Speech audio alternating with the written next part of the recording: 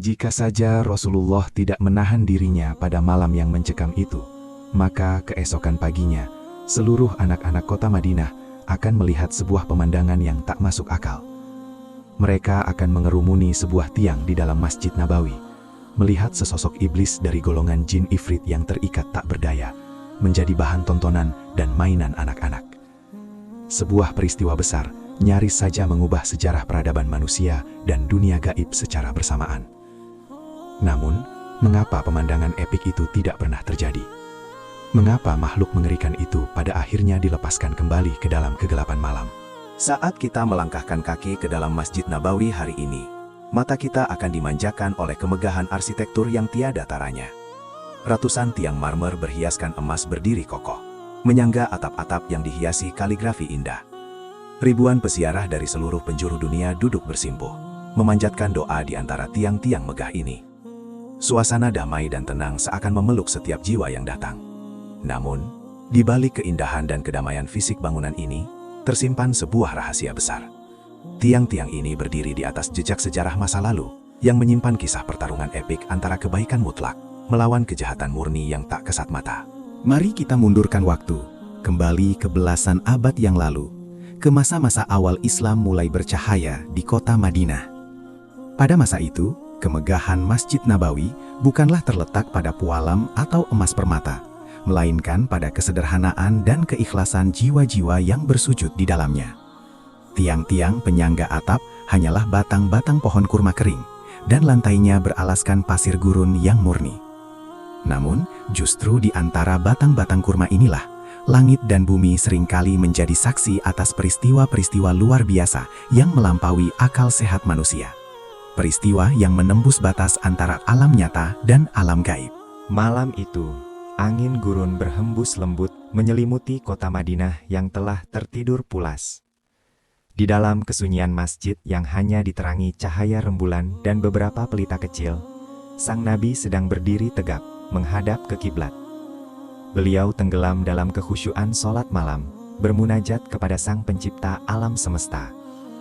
Setiap bacaan ayat suci mengalir penuh makna, membawa kedamaian yang tak tergambarkan ke seluruh sudut ruangan. Itulah momen-momen intim antara seorang hamba yang sangat dicintai dengan Tuhannya.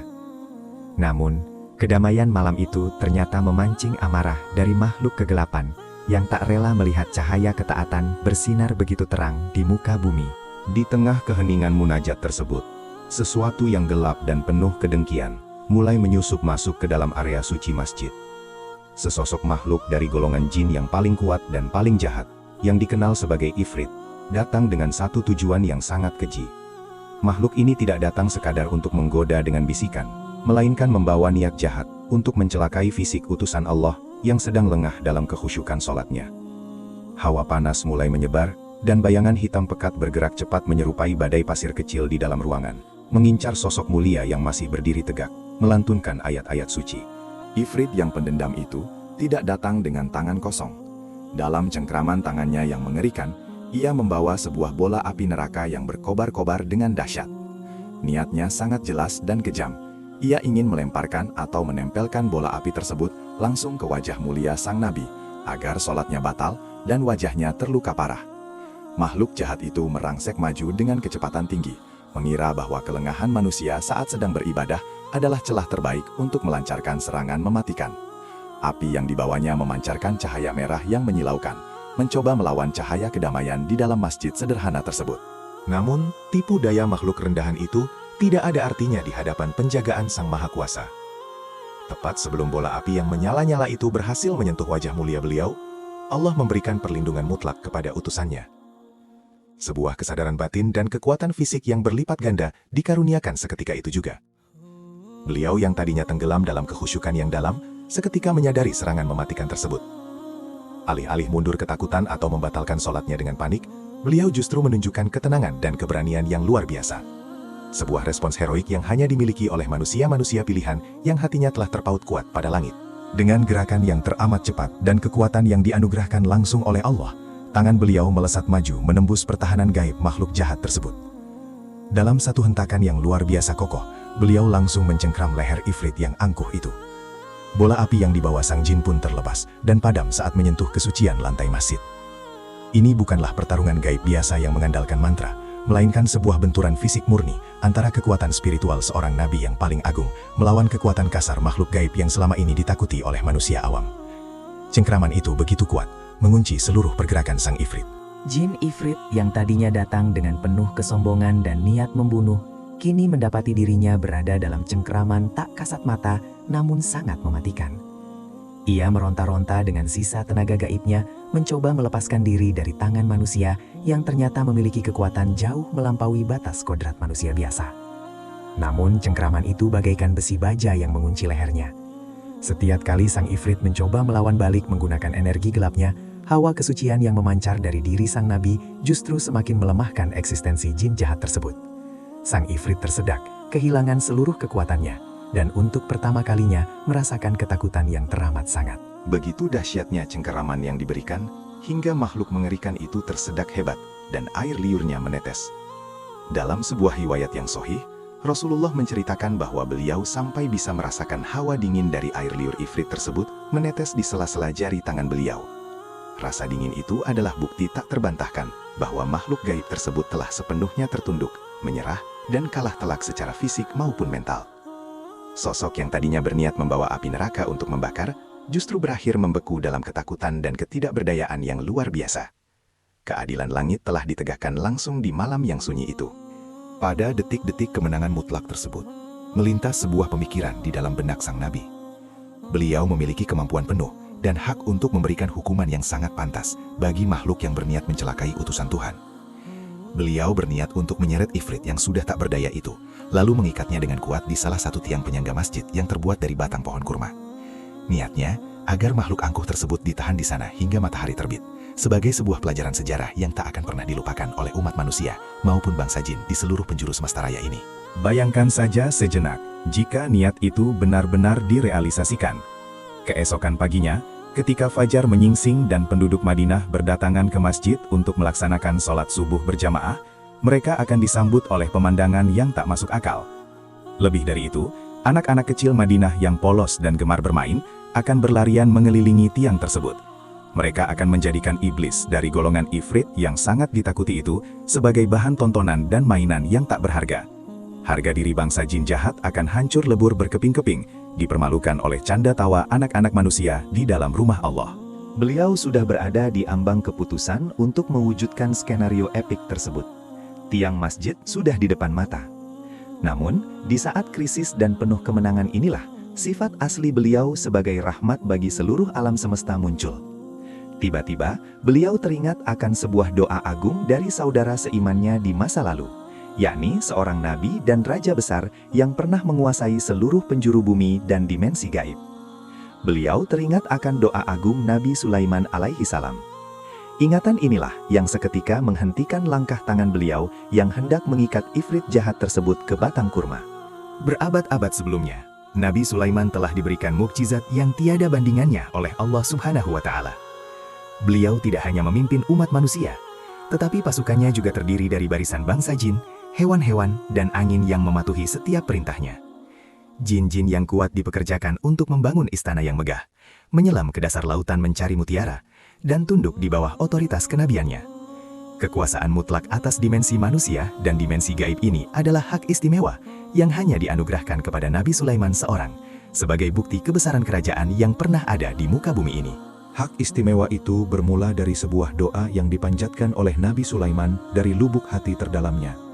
Beliau pernah bermunajat, "Ya Tuhanku, ampunilah aku, dan anugerahkanlah kepadaku sebuah kerajaan yang tidak akan dimiliki oleh siapapun sesudahku.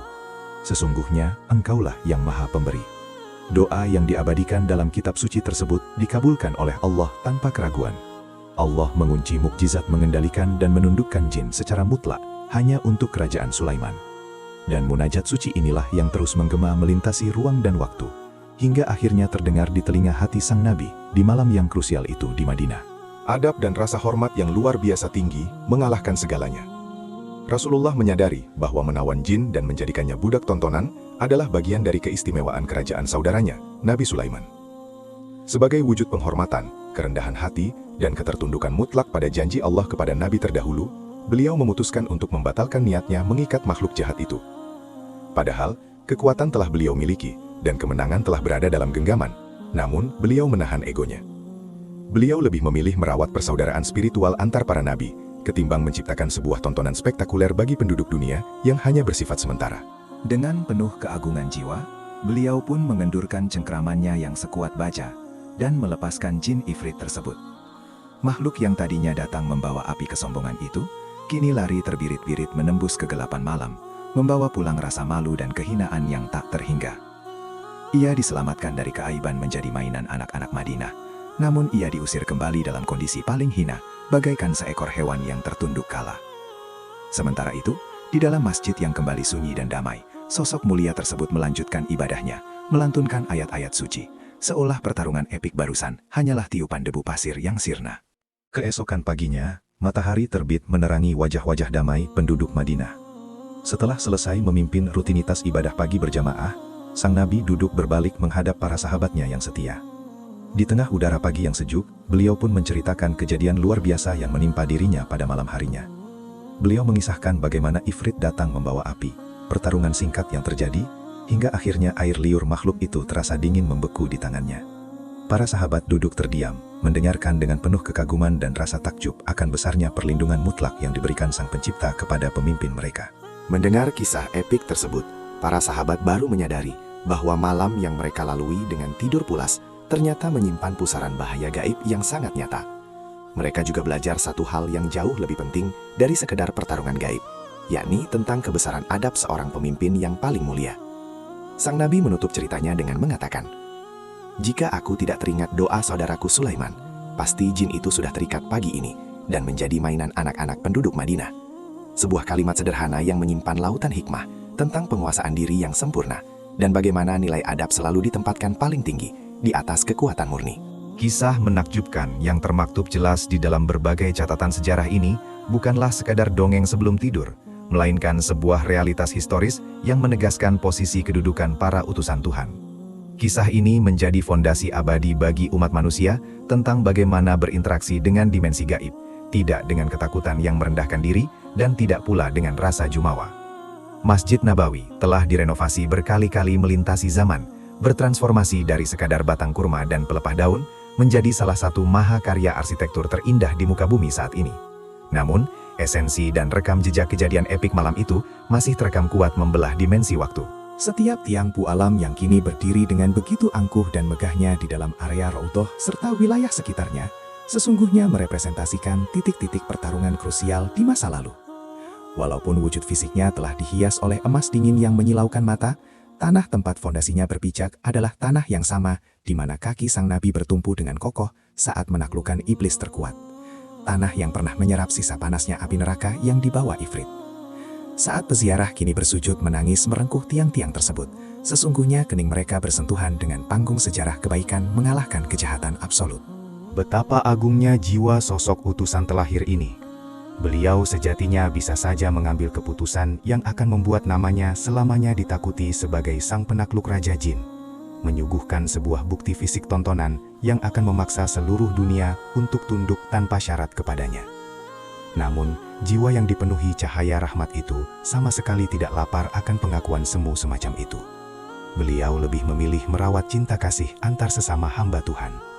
Inilah esensi tertinggi dari hakikat kekuatan yang sejati. Yakni bukan terletak pada seberapa hebat kita mampu menghancurkan dan mempermalukan musuh, melainkan pada kemampuan kita menahan diri karena adab yang agung. Maka, suatu hari nanti, jika Sang Pencipta mengizinkan langkah kaki Anda untuk singgah menziarahi Tanah Suci Madinah, melangkahlah masuk ke dalam Masjid Nabawi dengan penuh penghayatan rohani. Sentuhlah tiang-tiang megah berlapis emas itu, dan biarkan hatimu berkelana menembus lorong waktu belasan abad silam. Bayangkanlah malam sunyi bersejarah itu, di mana sebuah api kelam nyaris saja membakar bumi, namun berhasil dipadamkan dan ditundukkan oleh samudra adab seorang hamba yang terbaik. Ingatlah bahwa jejak sejarah itu bukan sekadar debu masa lalu, melainkan nafas kehidupan yang terus memeluk dan membimbing hati kita hingga akhir zaman.